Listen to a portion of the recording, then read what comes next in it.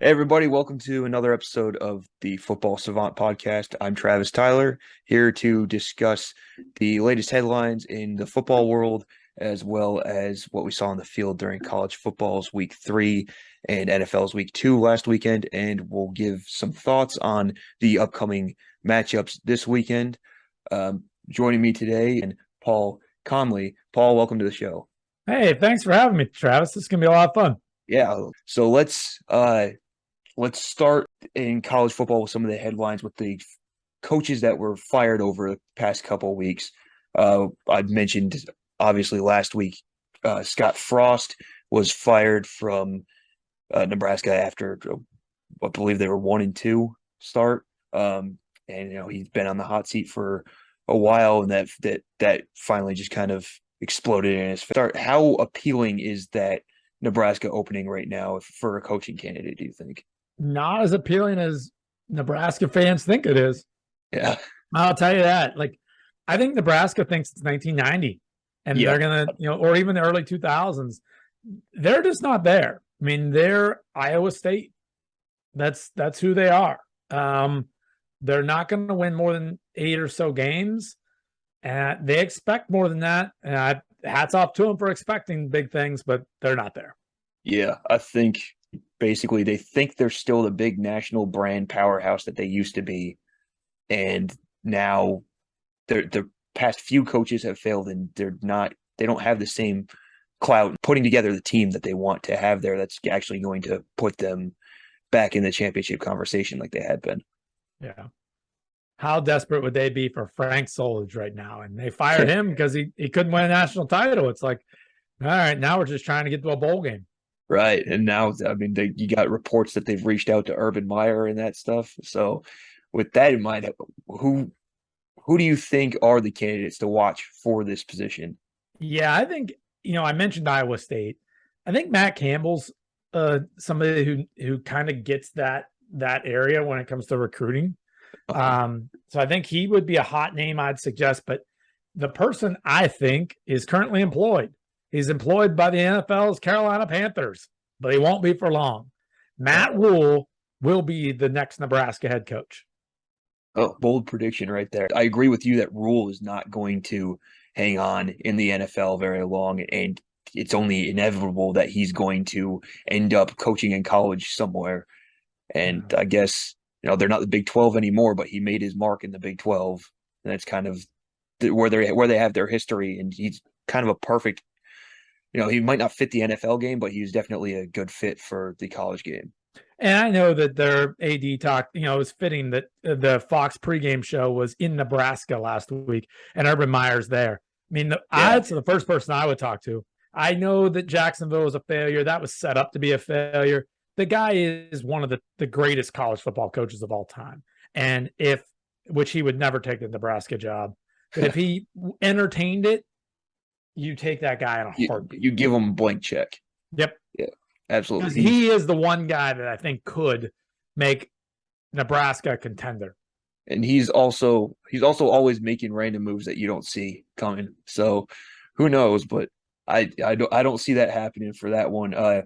The other firing in college football was Herm Edwards at Arizona State after the last weekend.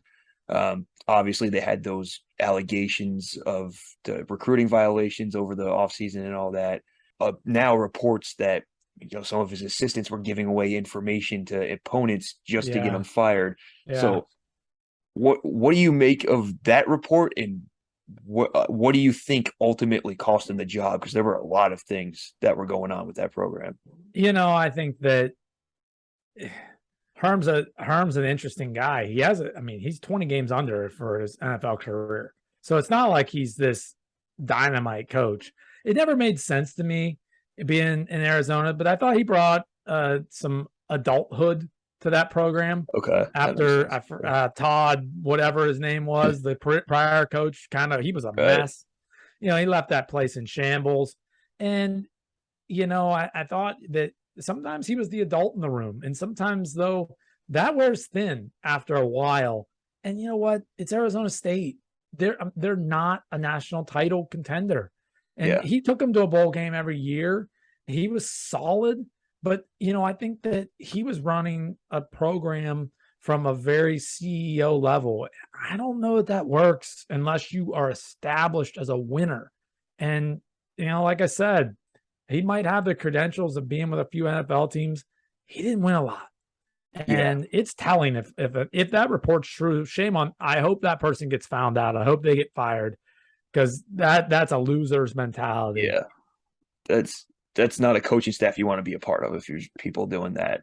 And I think with the NFL thing, he brought in a few NFL former players as assistant coaches. That's got to be appealing to some extent. But like you were saying, he didn't win very much. He was 26-20 during his tenure at Arizona State, and he got fired after losing to Eastern Michigan, which is not a good loss. Especially, it's never a good loss, period. But at home, when you're supposedly trying to compete in the Pac-12, even though they really haven't, it's not something you really recover from. Yeah. Said with Nebraska, who are you watching to, as a candidate to take that job? So I think there's a couple guys, retread guys. You got Tom Herman, you got Dan Mullen sitting out there. He's going to coach again at some point, and that feels like a right spot. The guy I don't think he's taking this job, but the guy I would go for in an Arizona State is Deion Sanders. I think that he can be that splash hire because that guy can flat out recruit. And I think that's what Arizona State tried to do with Herm Edwards. They tried to make it a professional program, and they thought they could recruit, player develop, and become an NFL factory. Didn't work.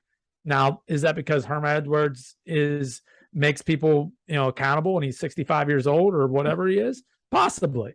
But I think Deion Sanders would be the guy I would go after for an Arizona State because you need the home run. Yeah. I think the Deion hire makes sense for a lot of teams. I think eventually he's going to end up at some Power 5 school, and you've seen what he's been able to do recruiting at Jackson State. They ended up with the number 1 or number 2 recruit in the country last year. Yeah. So imagine what he could do at a power program. And then I think Mullen would make a lot of sense for the types of offenses that Arizona State's had over the years. And I actually don't know. I don't know that he's going to take a job. Like I just don't know that he's going to do it. I know he said it, and I know you can't believe a lot of these guys, but I don't know. I think he kind of wants to do this thing differently. I think he wants to do something bigger than football. Like I think he wants to help historically Black colleges and put that group on the map. I think that's what he wants to do more than go 6-6 in the Pac-12. Yeah. I mean that's not an appealing situation for a coach. So let's move on to what we've seen on the field so far, specifically in the last weekend. What are some of your biggest takeaways from the last weekend? I think that from the top end, there's only a few teams, you know, and I'm not even certain that Alabama's as good as Alabama, but I'm going to put them there. I'm an Ohio State fan. I'm not certain that they're there, but it's 3 teams. It's maybe you can come up with a fourth, like a USC, who's kind of that dynamic offense. Yeah, they've been rolling. It's Ohio State. It's Georgia. It's Alabama. I know it gets old, but Clemson's solid, but Clemson's not beating those guys. They can't score with them. I'm sorry.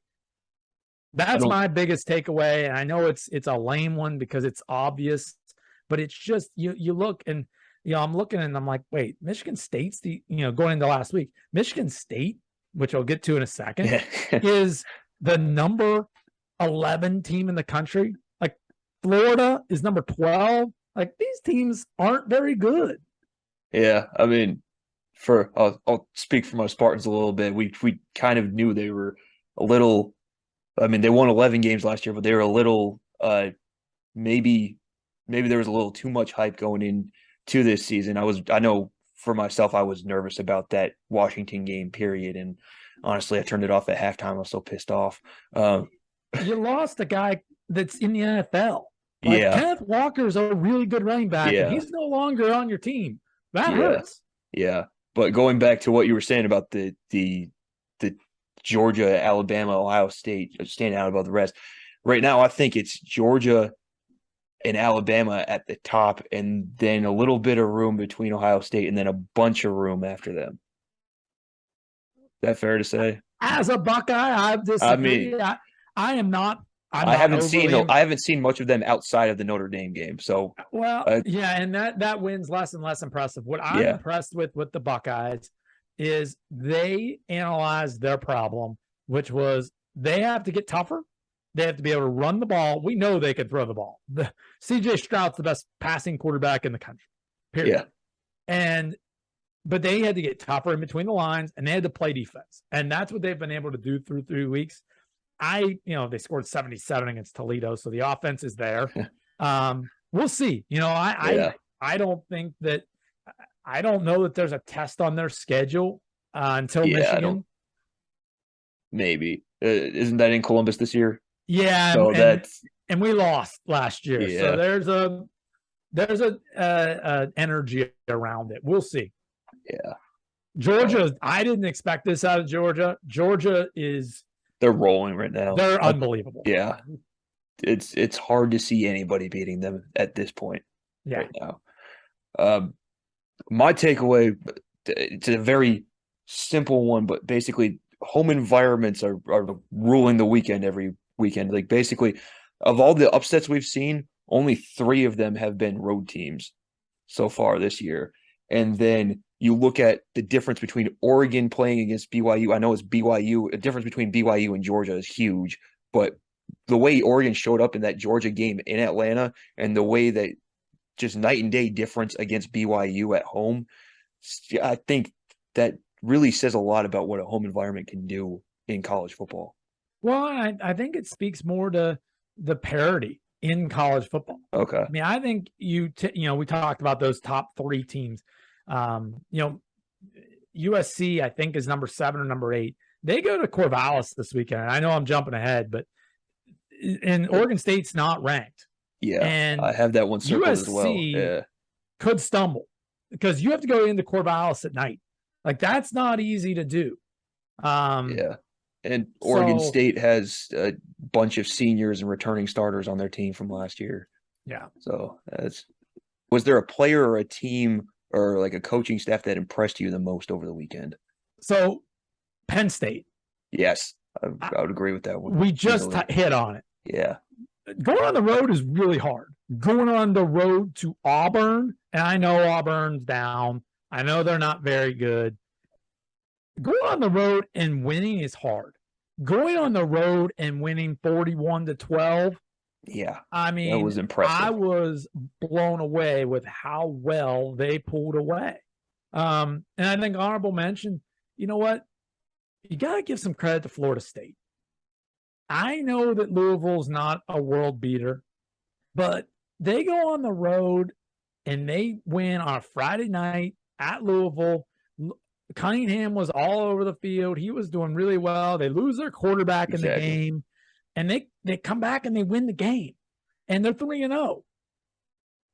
Yeah, it was that was I was especially impressed by how they didn't miss much when their backup quarterback was in there. They looked just as good, actually, I thought. Yeah. For me, I would say building off that Penn State game, I've been really impressed with their freshman running back, Nick Singleton, so far this year. He's only had 30 carries, but that running game last year was terrible. It was basically the weakness in their offense. And he's averaging 11 yards per carry right now through his first 3 games of his college career. And he went for 124 against an SEC defense. I know Auburn's probably kind of like a middling team right now, but I mean, it's impressive to accomplish, especially as a freshman. Yeah. And I mean, I think we're both on the same page. Penn State was very impressive.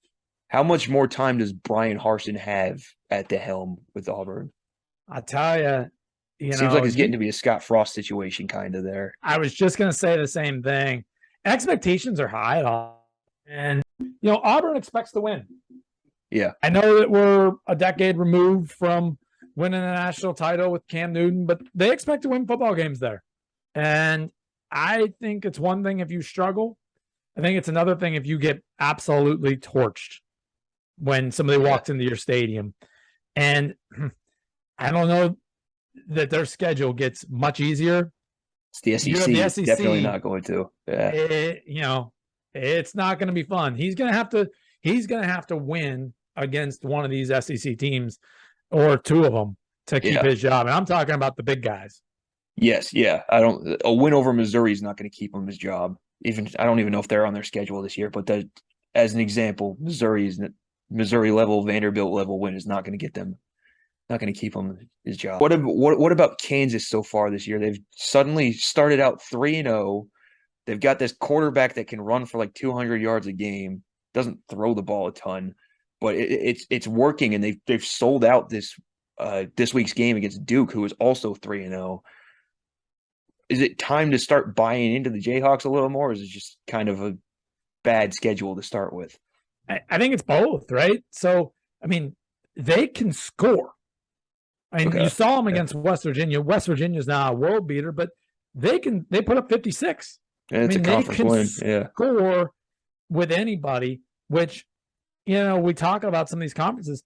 Their schedule's not exactly the hardest. And I think, we're talking about Kansas, right? Yeah. So are they a national title contender? No. But could they win 6 games and make a bowl game? Yeah, I think they can. That's kind of where we're at with that program. I mean, but you're talking about a team that had lost pretty much, won 2 or 3 games every season for the last decade since Mangino, and they're good. And it's kind of cool. Duke 3-0, Kansas 3-0. It's almost like it's a Final Four game in basketball. Yeah, I mean, speaking of, I think ESPN had a graphic the other day that was all the traditional basketball powers, and I think there are like 7 or 8 traditionally basketball schools that are 3-0 in football this year, which I thought was kind of interesting. And I didn't know that they sold out. Good for them. Yeah, I just saw that this morning. So yeah, you want to see that. You know what? You want to see that energy. But I mean, I'm looking ahead. They got home Iowa State, home TCU, and then they go to Norman.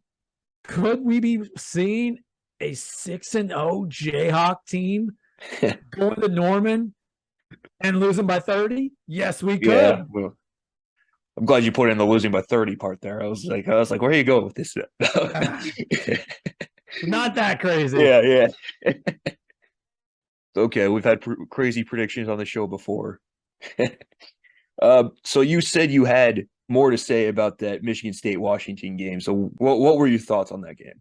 I think just in general that when you're a Big Ten team and you travel to the West Coast, you got to beware. Yeah. But I think the bigger thing in this, and I get frustrated by it every year, the top 25 rankings are preseason rankings, and they really shouldn't even come out till about week 4 or week 5. There's no person in the world that could say, going into last week, Michigan State was ranked 11th and Tennessee was ranked 16th. Yeah. There's nobody in the world that would take on a neutral field Michigan State over Tennessee. Why they're not the 11th best team in the country. I think that they showed that they really couldn't move the ball well. I know that they started to in the second half a little bit, but it might be a long year in East Lansing. That's my opinion. I didn't have high expectations going into that game because Michigan State hasn't won a road game against the Pac-12 since like 1957. It's the 13th straight loss on the road. Maybe stop scheduling the Pac-12. Yeah, exactly. So they don't do well in those scenarios, other than when they beat Stanford in the Rose Bowl, which isn't a true road game or whatever. But I also thought their offensive line was going to be a lot better than it was, and the Washington defensive line penetrated that, especially in the run game, very, very easily throughout that game. And they just secondary hasn't improved, and it's going to be trouble against those big Big Ten teams. Like Ohio State put up 56 on us last year. It could be even worse this year with the passing game you got in the secondary we have. So it was a very disheartening game to watch from a MSU fan and alum standpoint. So, Yeah. yeah. All right, let's jump ahead to this week in college football. What's a game that you're looking forward to this weekend? Wake Forest and Clemson. I Okay, good think, one. I'm glad that Sam Hartman's playing. Yeah, I'm a Bowling Green grad, and I've always followed Dave Clawson because I just thought he was an amazing coach at Bowling Green. And so I've really followed this team. And Sam Hartman's really good. And it yeah, was he kind is. of like, man, he's out. There goes that team. Who can really match with Clemson? They have to go to Wake Forest. I'm not going to try to pronounce his name. The Clemson quarterback, DJ, He needs a big and he game. match Yeah, points. Clemson's defense is going to be tested. Wake Forest, we know this for sure. They can score. yeah. Can they Since stop Clemson? I don't know, but it's going to be a fun game. And yeah, I like the home dog in that one. Let's just say that. I think there's going to be a lot of scoring in that one. I will say that DJ hasn't been the same quarterback since they lost the game to Notre Dame a couple years ago, right? So since that game, he hasn't been the same quarterback putting up those same numbers, and I think he needs a really big game because Hartman's going to lead them up and well, maybe not up and down the field, but he has the players around him to at least be competitive in that game. Yeah, I agree. I think it's going to be a fascinating game. I also am excited for Tennessee. I think college football is better when a team like Tennessee is good. Yeah. And I think that they are very good. And I think they're very exciting. So I think it'll be one of those games where I don't think Florida is going to be able to match points with them, but I think it'll be a fun environment and a college football environment. 3:30 in Knoxville. Yeah, because everybody was talking about, especially after the Utah game, the Anthony Richardson's performance or everything. But what they don't bring up is that most of that has really been on the ground, and that's not what the quarterback's supposed to do. Yeah. So, And they almost lost to USF at home. yeah, And yeah, USF that was a close had one. the ball down there by the goal line, a couple times and miscues. But, and I was watching the SEC network a little bit the other day, and you would have thought that Florida made this massive upset. I think it's good to celebrate a win, but they should have beat South Florida handily. Yeah, I agree with that. And then I also think Tennessee, as you said, is a team on the rise that not many people is kind of a team that people are sleeping on just because they've been down so long. Well, and I think if they get the opportunity, they've lost a lot to Florida over the last several decades. I believe it's 10 of 11 they've lost. They will pour it on if they get the opportunity. Yeah. So in that case, I know you said you like Wake Forest a lot. Are there other upsets you like this weekend? Wake Forest is the one that sticks out to me. I think this week's gonna, you never know in college football. Yeah, exactly. I That's why we mentioned do it. this. I think USC is as good of a team, as good of an offense as anybody in the country, but they haven't been tested really yet.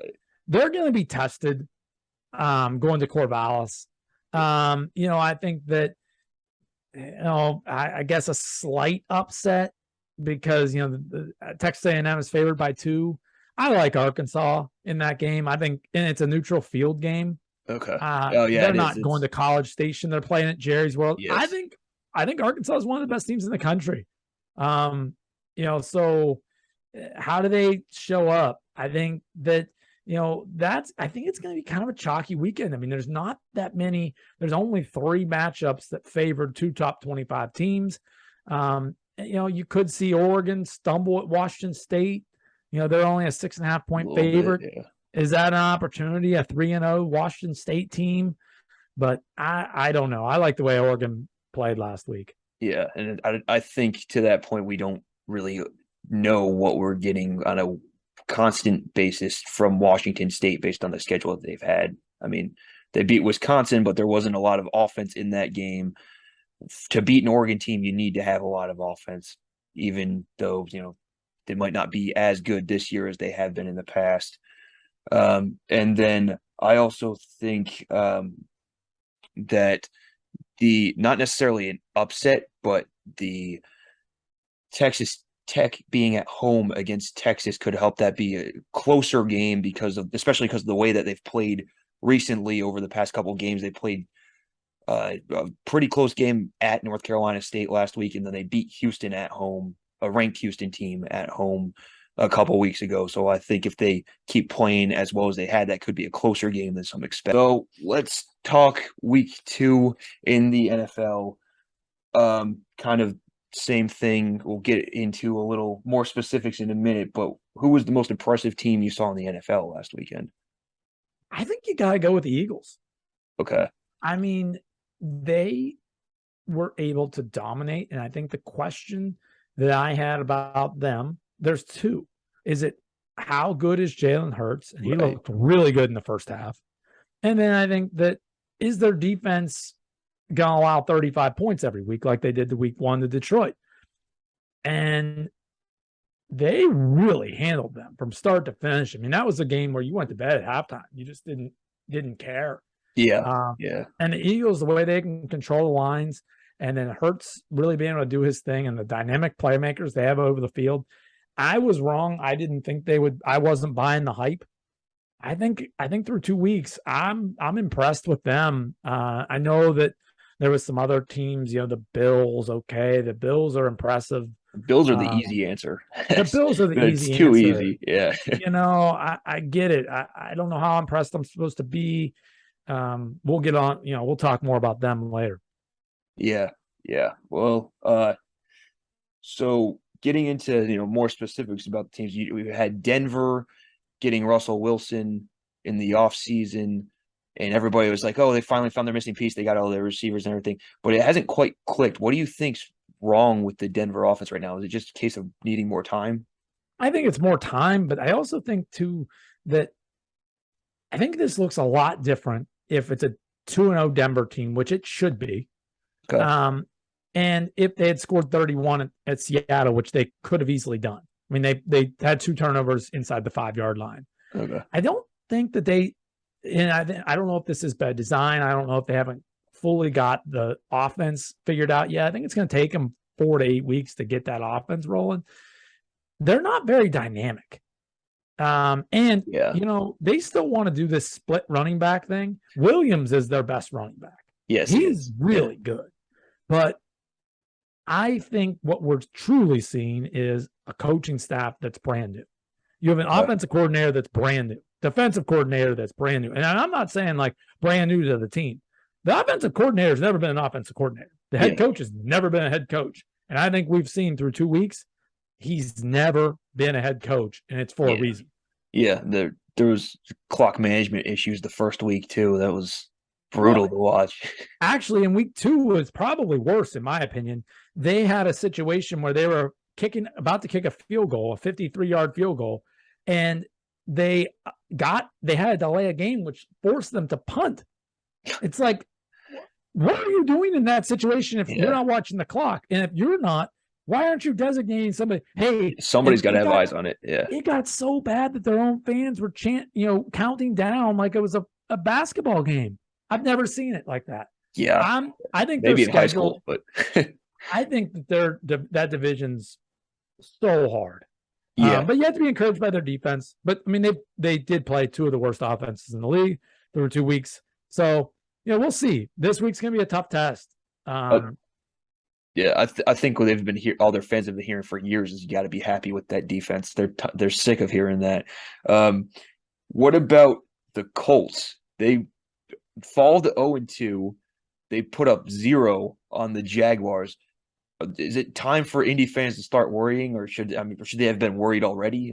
I would have been worried when I was down double digits at Houston week 1, personally. But the beautiful thing about Indy's start, they've started about as bad as you can start, and they're half a game out of first place. So by Sunday, we could be looking at the 1-2 or 1-1 first place Indianapolis Colts. That's a reality. So it's not like, and we'll talk about this, but the 0-2 Titans and the 0-2 Colts, or I guess the 0-1 Colts, they're fine. That division, they don't have anybody that's good. Division, yeah. I can see 8-1 winning that division. So I think that's another one where interesting. The Colts have not won at the Jaguars since 2013. Yeah, it's been a while. Frank Wright at the beginning of the season is always starting with a new quarterback. It takes time. Matt Ryan hasn't played in a new environment in a long time. Matt Ryan's not that great anymore. I think the troubling thing for them is they have not gotten Jonathan Taylor going yet. They go as he goes. And the quicker they realize that, the better this team will be. I'd be worried, but yeah, could they? There's still time. They maybe win this week, and then then all of a sudden you're a playoff team again. I don't know if they beat Kansas City, but we'll see. Right. You mentioned a little bit, alluded to Buffalo earlier. Are they the best team in the NFL right now? I mean, to me, that sounds like a loaded question, but so I think they're in that top tier as the best team. But I think the Buffalo thing is insane, right? So they're plus 250 to win the Super Bowl right now. And every national show Buffalo's clearly the best team. Buffalo's the best team. I've listened to 2 shows this week that started saying, hey, do you think the Bills can go 17-0? We're 2 weeks in. Yeah. Let's first off understand that they're tied for first place in their own division. Yeah. Miami's also 2-0. Kansas City owns them. They beat them every year. So I don't know how we can say that a team that has not gotten to that was out in the divisional round last year is the best team. Okay. Yeah, I would say they're probably the hottest team right now. Sure. But it's a long season. There's another 15 games left. You gotta they gotta show it and you never know what God forbid health stuff is gonna come up. So you gotta take it for the long haul and everything. So you mentioned the Dolphins in there with Buffalo. They play each other this weekend. What are your thoughts entering that game? I know we're going from a Dolphins fan here, but I think the Bills should win. They're the better team. But if there was ever a spot, short week in Miami in September, Tua just threw his coming out party. Miami's a live dog. I listened to a show earlier today that said, basically they're already looking at Baltimore, for Buffalo. I don't think so. Now, it's going to come down to injury health. Can Armstead play? I don't know. If he doesn't play, we're in trouble. If Xavier Howard doesn't play, play Josh Allen in fantasy football. It's going to be a runaway. If they both play and Miami can win the turnover battle and get a couple chunk plays, they got a shot.